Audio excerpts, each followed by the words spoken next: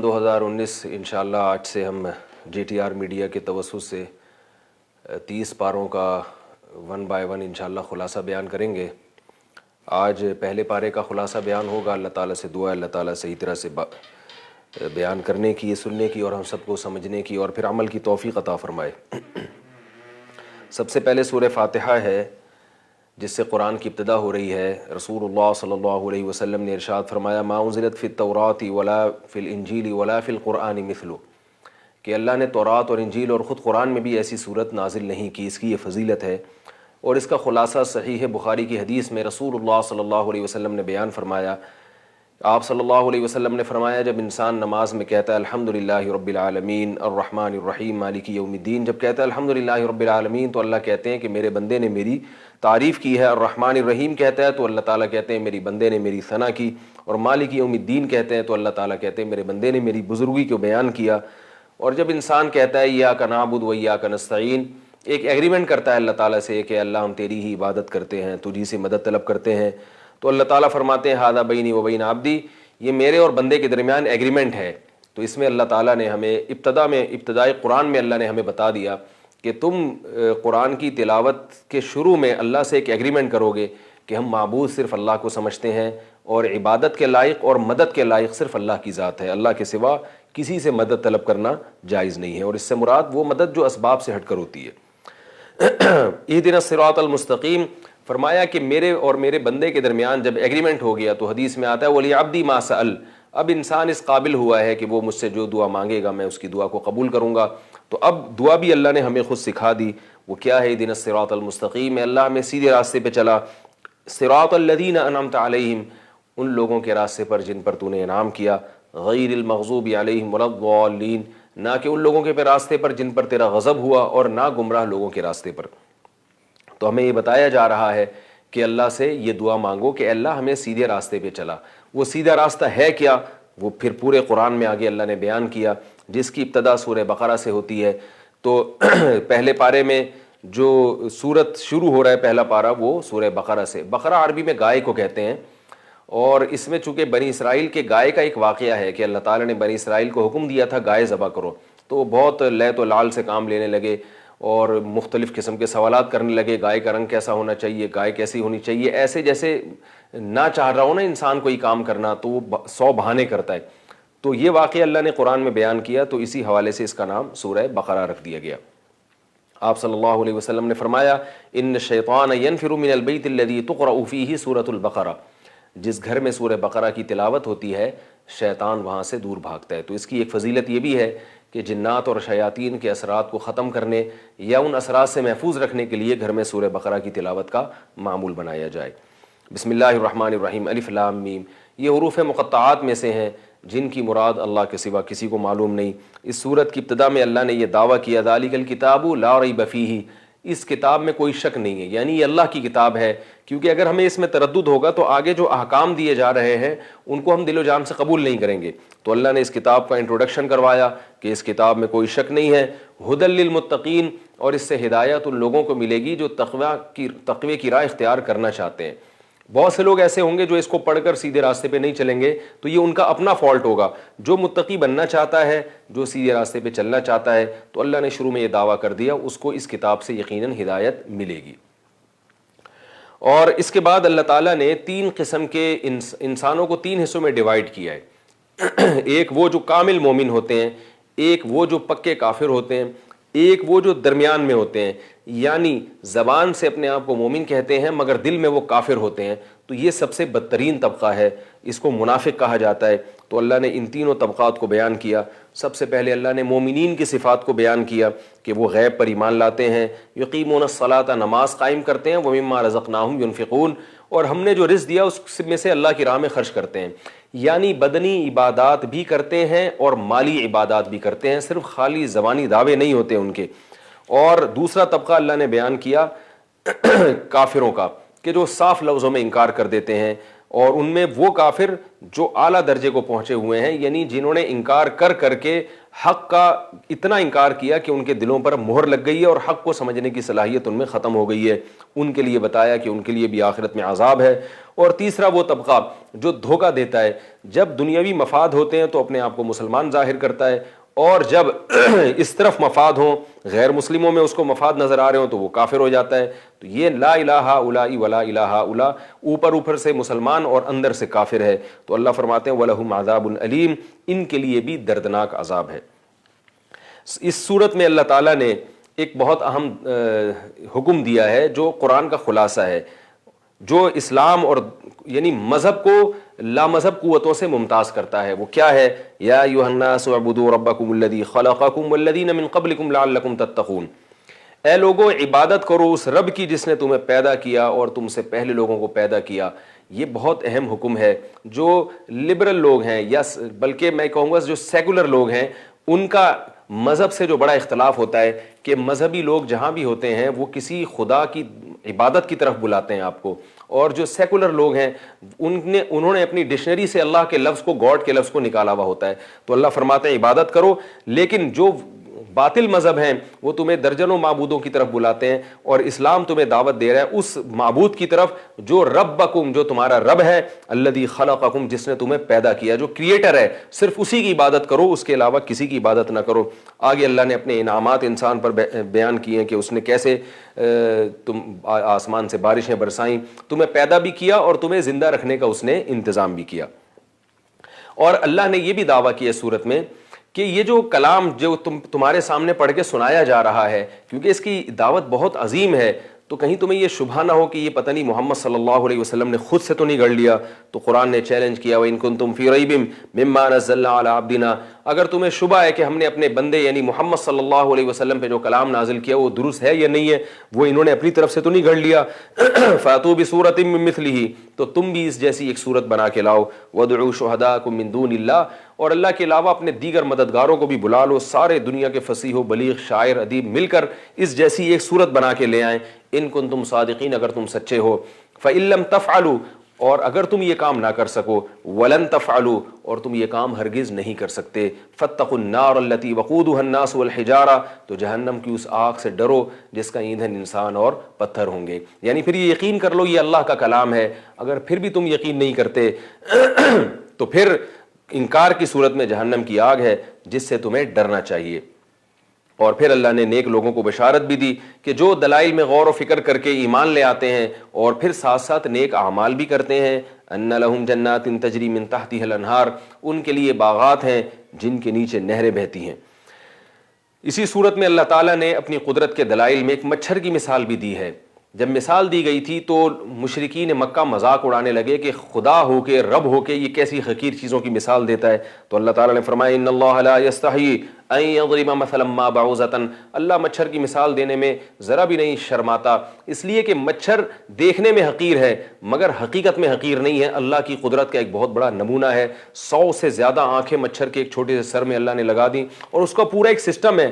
آج ہم دیکھتے ہیں کہ ایک سرنج جو انسان بناتا ہے اور اس کے ذریعے خون چوستا ہے یا رگوں سے خون نکالتا ہے، وہ سرنج خود سے وجود میں نہیں آتی، تو ایک مچھر جو خون نکالتا بھی، اور ایک بڑا لمبا چوڑا پروسیس ہے۔ کیونکہ اس خلاصے میں اتنا ٹائم نہیں ہے کہ میں مچھر کے بارے میں آپ کو جو پوری تحقیق پیش کروں، ایک بہت بڑی قدرت کا ایک بہت بڑا شاہکار ہے۔ تو اللہ فرماتے ہیں اللہ تعالیٰ مچھر بلکہ اس سے بھی کمتر چیز کا مثال ضرور پیش کرے گا، اس لیے کہ یہ مثال بھی برحق مثالیں ہیں اور اللہ تک پہنچنے، اس کی توحید اور اس کے احسانات تک پہنچنے کی ایک بہت بڑی دلیل ہے۔ فَأَمَّا الَّذِينَ آمَنُوا، جو ایمان لانا چاہتے ہیں وہ تو یقین کر لیں گے کہ یہ مثال بالکل برحق ہے، اور جو چاہتے ہی نہیں ہیں تو فَيَقُولُونَ مَاذَا أَرَادَ اللَّهُ بِهَذَا مَثَلًا، وہ یہ اعتراض کرتے رہیں گے کہ اللہ اس قسم کی مثالیں کیوں دے رہا ہے۔ اسی میں اللہ تعالیٰ نے اس صورت میں انسان کی پیدائش کی ابتدا کیسے ہوئی، کیونکہ ایک بہت بڑا سوال ہے، اس وقت تاریخ لکھنے والا کوئی مورخ پیدا نہیں ہوا تھا، اور یہ ایک دنیا میں ایک بہت بڑا اشکال ہے کہ انسان کی ابتدا کیسے ہوئی۔ ظاہر ہے وہی ذات بتا سکتی ہے جس نے انسان کو پیدا کیا۔ تو اللہ فرماتے ہیں وَإِذْ قَالَ رَبُّكَ لِلْمَلَائِكَةِ، ہم نے ایسے انسان کی ابتدا کی کہ پہلے فرشتوں سے ہم نے ذکر کیا، ان کو بتایا ہم نے کہ ہم ایک مخلوق پیدا کرنا چاہتے ہیں زمین میں اپنا نائب اور خلیفہ۔ تو فرشتوں نے کہا آپ زمین میں ایسی مخلوق پیدا کر رہے ہیں جو فساد مچائے گی۔ تو اللہ نے کہا اعلم ما لا تعلمون، میں انسان کے بارے میں وہ کچھ جانتا ہوں جو تم نہیں جانتے۔ اور بتایا اللہ تعالیٰ نے کہ انسان کو ہم نے آدم علیہ السلام کو چیزوں کے نام سکھائے، خواص بتائے، اور فرشتے اس سے عاجز ہو گئے. تو اللہ تعالیٰ فرماتے ہیں کہ ہم نے کہا کہ میں نے کہا تھا کہ میں وہ کچھ جانتا ہوں جو تم نہیں جانتے. کیا مطلب؟ اس آدم میں ہم نے علم کی صلاحیت رکھی ہے، یہ چیزوں کو سیکھ سکتا ہے، اور جو چیزوں کو سیکھ سکتا ہو، علم کے حصول کی جس میں صلاحیت ہو، وہی زمین میں خلافت کا حقدار ہوتا ہے. پھر اللہ تعالیٰ نے بتایا کہ آدم علیہ السلام کو کس طرح شیطان نے بہکایا اور جنت سے وہ درخت کھلوا کے جنت سے باہر نکالا. اور اللہ تعالیٰ نے آدم علیہ السلام کو کہا کہ اپنی اولاد کو قیامت تک کے لیے یہ اعلان کر دیں اپنی اولاد میں کہ اما یاتی انکم منی ہدن، میری طرف سے ہدایت آتی رہے گی، جو میری اس ہدایت کی پیروی کرے گا، پیغمبروں کی مان کے چلے گا، فلا خوف علیہم ولا هم یحزنون، وہ دوبارہ اسی جنت میں داخل ہو جائیں گے. اور جو انکار کریں گے اولئک اصحاب النار، وہ جہنم کی آگ میں داخل ہوں گے جس میں وہ ہمیشہ رہیں گے. کیونکہ یہ قرآن اہل اسلام کو دیا گیا ہے. اس سے پہلے جو دنیا میں قومیں آئیں ان کو بھی اللہ نے آسمانی کتابیں دی تھیں. تو اللہ اہل ایمان سے خطاب کر رہے ہیں کہ تم سے پہلی قوموں کو بھی ہم نے آسمانی کتابیں دی تھیں مگر انہوں نے اس کی قدر نہیں کی، تو تم اس قوم کی طرح نہ ہو جانا. تو اس قوم میں سر فہرست یہودی قوم ہے جس سے اللہ تعالیٰ خطاب کر رہے ہیں یا بنی اسرائیل اذکروا نعمتی التی انعمت علیکم، اے بنی اسرائیل میری ان نعمتوں کو یاد کرو جو میں نے تم پر کی، اور میں نے تم سے جو عہد کیا اس کو پورا کرو.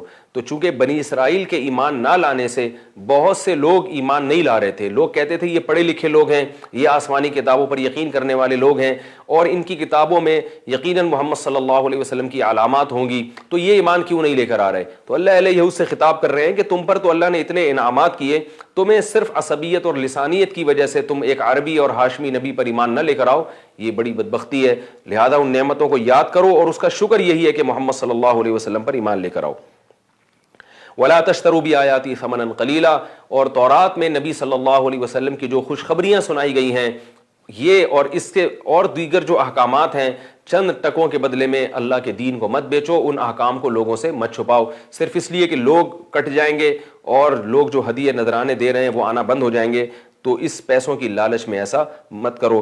ولا تلبسوا الحق بالباطل، اور حق اور باطل میں التباس پیدا مت کرو. نماز قائم کرو، زکوٰۃ دو جو اللہ اس کے رسول کے احکامات تھے. اتامرون الناس بالبر، تم لوگوں کو نیکی کا حکم کرتے ہو کیونکہ تم اہل کتاب ہو، لوگ تم سے دین سیکھتے ہیں. وتنسون انفسکم، لیکن جب خود عمل کرنے کا وقت آتا ہے تو اپنے نفس کو بھول جاتے ہو. آج عمل کرنے کا وقت آئے، انہی آیتوں میں یہ بھی تو لکھا ہے محمد صلی اللہ علیہ وسلم کی علامتیں، تو ان علامتوں کو دیکھ کر آپ پر ایمان لے کر آؤ. پھر اسی میں اللہ نے بتایا کہ ہم نے بنی اسرائیل پر کتنے بڑے بڑے انعامات کیے تھے. ان انعامات کا اللہ نے تذکرہ کیا، سارے جہان پہ فضیلت دی تھی اللہ نے. وَإِذْ نَجَّيْنَاكُم مِّنْ آلِ فِرْعَوْنَ، ہم نے فرعونیوں سے تم کو نجات دی، اور موسیٰ علیہ السلام سے ہم نے 40 راتوں کا وعدہ کیا، اور پھر آپ کو تورات عطا کی. یہ بھی اللہ نے بنی اسرائیل پر احسان کیا. اور تم سے ایک جرم ہوا تھا، بچڑے کی عبادت ہو گئی تھی، تو اللہ تعالیٰ نے تمہیں حکم دیا کہ توبہ کے طور پر تم ایک دوسرے کو قتل کرو، مگر پھر اللہ نے یہ سزا بھی تمہاری معاف کر دی. تم میں 70 آدمی گئے جو کہنے لگے کہ اے موسیٰ جب تک ہم اللہ کو اپنی آنکھوں سے نہیں دیکھیں گے ایمان نہیں لے کر آئیں گے. ان پر عذاب آیا، پھر اللہ نے ان کو دوبارہ زندہ کر دیا. یہ بھی اللہ نے تمہارے اوپر ایک احسان کیا. اور تمہیں وادی تیہ میں من و سلوہ تمہارے لیے نازل کیا. وَظَلَّلْنَا عَلَيْكُمُ الْغَمَامَ وَأَنزَلْنَا عَلَيْكُمُ الْمَنَّ وَالسَّلْوَىٰ، یہ خوراکیں تم کھاتے رہے، اس کی بھی تم نے ناشکری کی. اور موسیٰ علیہ السلام کے لیے ہم نے یعنی حکم دیا کہ پتھر پہ لاٹھی مارے، اور 12 چشمے تمہارے لیے پیدا کر دیے ہم نے اس سے، اور 12 کے 12 قبیلے اس سے سیراب ہوا کرتے تھے. اس طرح سے ہم نے تمہاری پیاس بجھانے کا انتظام کیا. یہ بھی اللہ کی تمہارے اوپر نعمت ہے. تو یہ ساری نعمتیں اللہ بیان کرتے ہیں کہ کہتے ہیں کہ انہوں نے کسی نعمت کی قدر نہیں کی. وباءوا بغضب من اللہ، اور اللہ کے غضب کو لے کر لوٹے. آگے اللہ فرماتے ہیں یہود یہ کہا کرتے تھے کہ اللہ کا یہودیوں پر احسان ہے، ہم چونکہ یعقوب علیہ السلام کی اولاد ہیں ہم جنت میں جائیں گے. تو اللہ نے سورت میں بھی بتایا کہ جنت میں داخلہ کسی کی قوم یا کسی کی اولاد ہونے کی بیس پہ نہیں ہے. جنت میں داخلے کے لیے 2 شرطیں، ایمان اور عمل صالح. یہی بتایا ان الذین آمنوا والذین ہادوا والنصارى والصابئین من آمن باللہ والیوم الآخر وعمل صالحا فلہم اجرہم عند ربہم ولا خوف علیہم ولا ہم یحزنون، کہ جو ایمان والے ہیں وہ بھی اسی بیس پہ جنت میں جائیں گے کہ ایمان اور اعمال صالحہ. یہودی اگر ایمان لاتا ہے اور عمل صالح اختیار کرتا ہے تو وہ تو جنتی ہے، محض کسی کی اولاد میں ہونا اس سے جنت میں داخلہ ممکن نہیں ہوگا. پھر اللہ نے بتایا کہ ہم نے یہودیوں کو حکم دیا تھا گائے ذبح کرو، تو الٹے سیدھے اعتراضات کرنے لگے کہ وہ کیسی ہونی چاہیے، اس کا کلر کیسا ہونا چاہیے، جوان ہونی چاہیے، بوڑھی ہونی چاہیے. بہت زیادہ لہت و لال سے کام لیا. فذبحوها وما كادوا يفعلون، ذبح کر تو دیا لیکن قریب تھا کہ وہ یہ کام نہ کرتے. اسی صورت میں اللہ تعالیٰ نے ایک آیت بتائی کہ ہم نے یہودیوں کو حکم دیا تھا، اور یہ ایسی آیت ہے جو پورے اسلام کا بھی خلاصہ ہے، یہی حکم اللہ نے مسلمانوں کو بھی دیا ہے۔ وہ کیا ہے؟ وَإِذْ أَخَذْنَا مِيثَاقَ بَنِي إِسرائیل، بنی اسرائیل سے ہم نے عہد لیا تھا، اور یہ عہد اب مسلمانوں سے لیا جا رہا ہے، لَا تَعْبُدُونَ إِلَّا اللَّهَ، عبادت صرف اللہ کی ہوگی، وَبِالْوَالِدَيْنِ إِحْسَانًا، والدین کے ساتھ اچھا سلوک ہوگا، وَذِي الْقُرْبَى وَالْيَتَامَى وَالْمَسَاكِينِ، رشتہ داروں کے ساتھ، یتیموں کے ساتھ، مساکین کے ساتھ اچھا سلوک کرنا پڑے گا، وَقُولُوا لِلنَّاسِ حُسْنًا، عام لوگوں سے بھی جب بات کرو گے تو اچھا طریقے سے بات کرو، وَأَقِیمُوا الصَّلَاةَ وَآتُوا الزَّکَاۃَ، نماز بھی قائم کرو اور زکوٰۃ بھی دو، ثُمَّ تَوَلَّیْتُمْ، اللہ فرماتے ہیں یہ عہد ہم نے یہودیوں سے لیا مگر وہ اس عہد پر قائم نہ رہے، وَأَنْتُمْ مُعْرِضُونَ، اس لیے کہ وہ ہیں ہی اعراض کرنے والے۔ اللہ نے یہ بھی ان سے ایگریمنٹ لیا تھا کہ تم خون نہیں بہاؤ گے، ایک دوسرے کا قتل نہیں کرو گے، جلا وطن نہیں کرو گے، مگر اس پر بھی وہ پورے نہیں اترے۔ اس طرح بہت سارے احکام اور بہت سارے انعامات اللہ نے یہودیوں کے بارے میں بیان کیے اور فرمائے کہ یہ لوگ اس پر پورے نہیں اترے، انہوں نے شکر ادا نہیں کیا۔ اللہ تعالیٰ نے اس میں ایک یہ بھی بیان کیا کہ ہم نے فرشتے نازل کیے تھے جو جادو سکھانے کے لیے، تاکہ ان کو جادو سمجھ میں آئے اور معجزے میں اور جادو میں فرق کر سکیں، اور جو لوگ ان کو جادو سے دھوکہ دے رہے ہیں تو یہ پہچان سکیں کہ جادو غلط ہے۔ تو اس کے لیے جادو سیکھنا ضروری تھا، مگر انہوں نے اس جادو سے فائدے کے بجائے، اپنے کام کی چیز کے بجائے کیا کیا؟ یفرقون بہ بین المرء وزوجہ، میاں بیوی میں جدائی ڈلوانا شروع کر دی اور فساد کے کام شروع کر دیے۔ اس سے بھی اللہ کو ان پر غضب آیا۔ آگے اللہ تعالیٰ اس میں یا ایھا الذین آمنوا لا تقولوا راعنا، یہاں فرما رہے ہیں کہ اے ایمان والو ایسے الفاظ مت کہا کرو جو ذو معنی ہوتے ہیں۔ نبی کو راعنا کے لفظ سے، کیونکہ راعی کہتے تھے یہودی اور اس کا مطلب ہوتا تھا معاذ اللہ چرواہے، تو اللہ نے فرمایا کہ راعنا مت کہو، اس لیے کہ اس کے دو مطلب آتے ہیں، ایک مطلب ہماری رعایت کریں، تو اس سے وہ غلط معنی بھی لے سکتے ہیں، تو ایسے الفاظ کہا کرو جو بالکل واضح ہوں۔ وہ کیا ہے؟ انظرنا، اے نبی ہماری طرف دیکھیے۔ تو اس سے پتہ چلتا ہے کہ رسول صلی اللہ علیہ وسلم کا ایسا ادب اور احترام ہے کہ ایسے الفاظ بھی آپ کی شان میں استعمال کرنا جس کا کوئی غلط مطلب لے سکتا ہے، یہ الفاظ استعمال کرنے کی بھی ہمیں اجازت نہیں ہے۔